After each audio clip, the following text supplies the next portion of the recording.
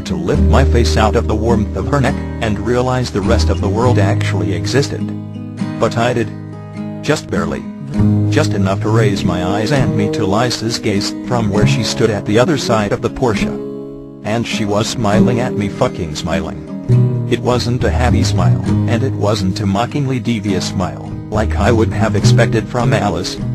The way she quickly casted her gaze elsewhere, as if she felt like she were intruding by staring and smiling, made me realize what the smile really was.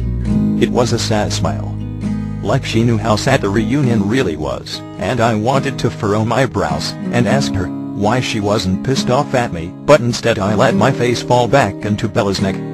Because if something was going right for once, I wasn't going to question that shit. But the rest of the world did exist, and so did first period. And the goddamn bell had to ring and bring us back to reality. I felt her sigh against me, and I turned my face into her neck and kissed the warm skin there.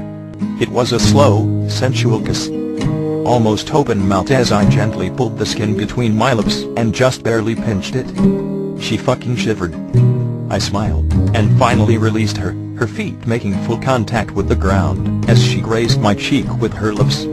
Then I shivered, still holding her waist, and trying to keep all the images of Friday night out of my head, as her tired gaze finally met mine. As I stared into her bloodshot eyes, I got the urge to ask her what her position on skipping class was. We could get in the Volvo and drive somewhere secluded. Lay down in the back and take a nap. Maybe kiss a little first. Why the fuck not? I wanted to ask her if all of this was important to her. We had the car right behind me, we could just get in and leave.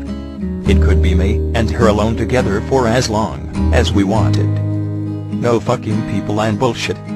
Wild fantasies began brewing in my mind, while I stared back at her just as drowsily as she stared at me. There was so much more in her eyes though.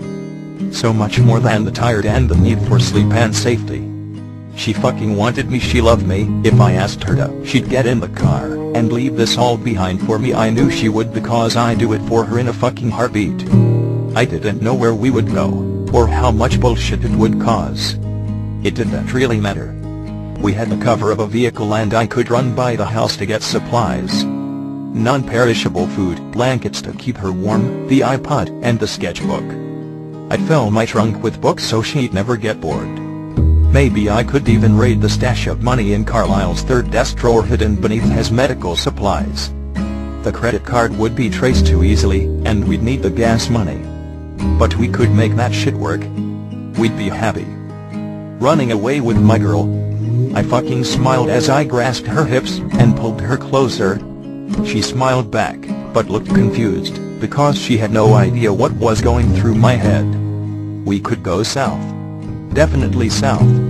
Somewhere warm and fucking sunny, and we wouldn't need anything else because we'd have each other. Fuck school and this whole town and all of our family bullshit. We'd leave all of that behind. She'd leave it all for me. I was still smiling as I leaned in and put my lips against her forehead. I held them there, closing my eyes and releasing her hips to take her hand in mine while realizing how fucking perfect that would be. She'd give it all up to be with me, and all I had to do was ask. I inhaled deeply as I intertwined our fingers. Let's go to class. I breathed against her skin, leaning back, and still smiling at her as I stepped away from the car. She just nodded and grasped my hand tighter, allowing me to lead her across the quad to first period. We'd stay, and we'd try our best to make it work for as long as we had to. All we had were the minutes between classes and lunch to be together.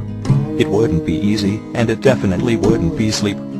I'd be tired and I'd be haunted by every nightmare and fucked up memory that tormented my consciousness with the few hours of sleep I did get. But I'd do it, and I'd keep my goddamn mouth shut. Because my girl would give it all up for me, and I loved her enough to never fucking ask.